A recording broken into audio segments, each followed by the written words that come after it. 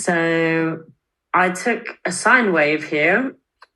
I love sine waves because I just think that they sound so pure, and like you can create something like, I don't know, a bit more trippy, or like it's just not too fierce and obstructive as like a saw wave. Or I actually used Ableton's built-in synth operator, not built-in, but it's part of the Ableton suite, the operator. And there added some different effects on and EQ'd, including like a grain delay to make it a bit more gritty. And here just like, got a simple melody. So this is more about, I called it sines and breaks because it's just like a sine wave with different sine notes and break beats. But how I made this, what I wanted this track and how I wanted it to stand out, so going back to like the original idea for this mentoring session, is basically like to have a melody that is a bit more unusual. So I still wanted it to be a little bit repetitive like techno is and can be, but I wanted it to kind of have these two parts to it that plays off each other, and having that more soft sound of the sine wave and then mixed with, it's called breaks because like break beats that come in the break. So it's a very simple track. But yeah, I think it sounds quite fun. I'll play you a bit of it now.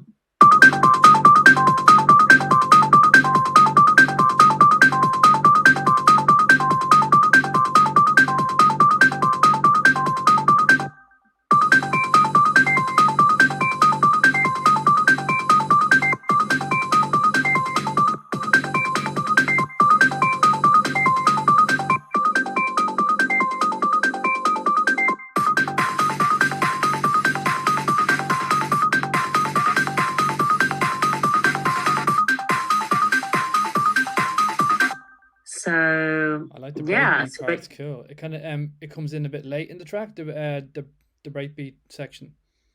It comes in after. Yeah, exactly. So bit of surprise, this is a surprise.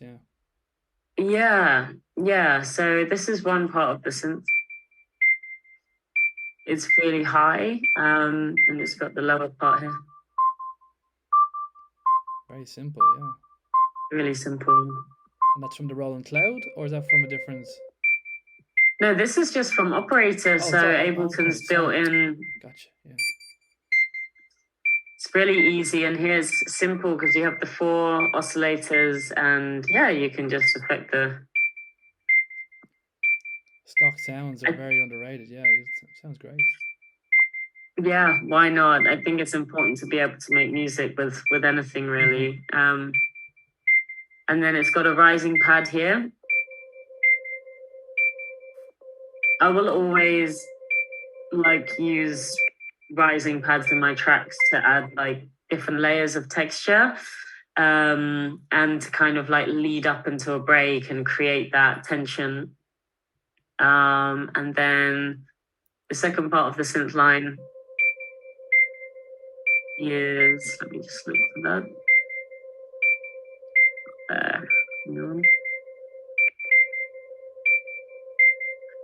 No, I think I put that in a different one. It's not super organized. This, I think it's this modular V. Yeah.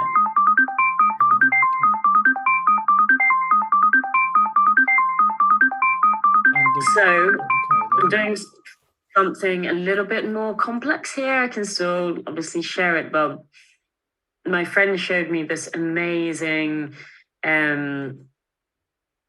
way to like arpeggiate sequences, and it's called Riffer.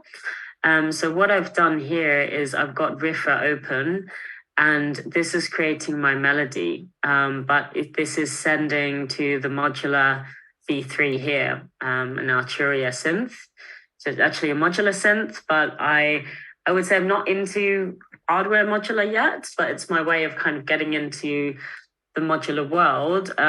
So a little bit more complex way, but I basically have programmed the melody in here. It's an amazing, especially if you're a little bit uninspired or, can't come up with a melody like yourself with a keyboard as easily, or, just there's no rules within music production. And why not use a tool to help you? So you can set the parameters here of the different like melodies you want Riffa to create for you. So I wanted it to be in D3 scale, and I wanted it to only be 2 bars long, and I wanted to tie the notes together. So that means if there were 2 notes near to each other, they would tie together. And then you can literally just click this dice until you hear something you like. And it's great. So I basically sent that into the modular, and this has come up with this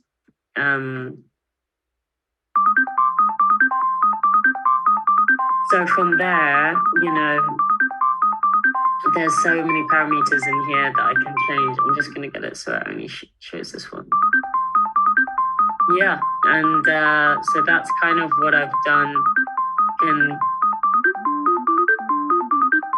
And then you can use everything here to tweak the sound, to change the sustain, release, and make it like different throughout the track. Maybe it can be tighter with the notes, and then towards the break, it can the sustain can open and the notes can be longer.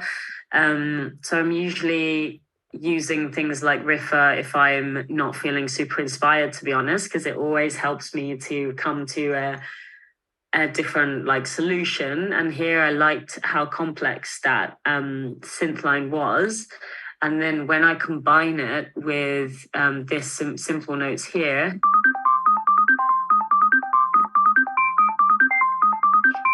and then maybe, with a lot of reverb, which I have on Ascend here, it can be a really good like outcome, basically. Nice.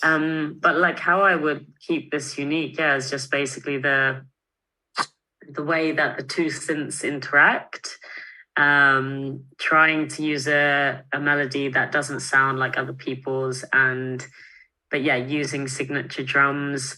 I always usually use, little secret here, it's not showing because the project's not fully loaded properly, but I use the Jupiter for pad sounds as well. So always, it's not playing now, but it is actually just this sound, because I bounce that to audio, and that's why I do that.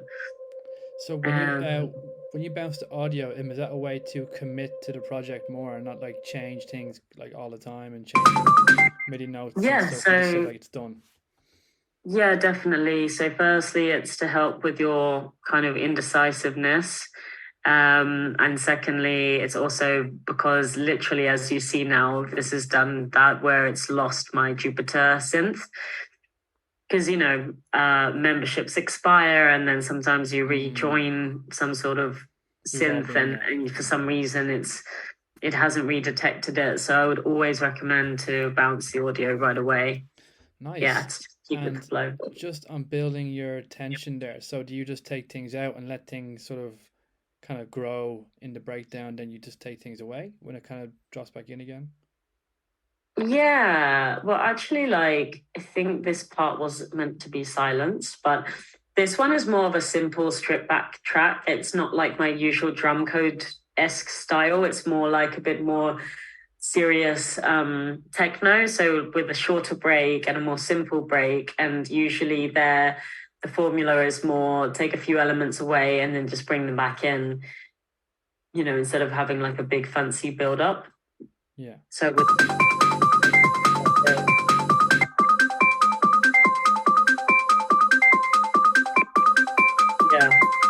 and then but I must say I haven't actually fully finished this project yet. It was just one that I had to open, which I thought would be good to show. So it's also good to show that because I'd say it's about 80% finished, but it's not quite there because I would add some kind of drums in this break part to give it more energy.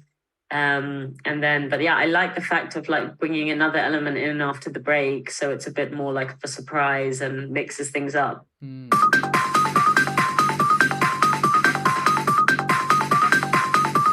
Yeah. Good one. Very good. I love it. Yeah, it's very like a simplistic approach, but like it does a lot. You know, there's a lot of nice outcomes there from just having some 5 or 6 things that you probably do all the time, like in terms of like bouncing to audio, keeping things simple, using modulators and so forth. Really like it. Yeah. Good stuff.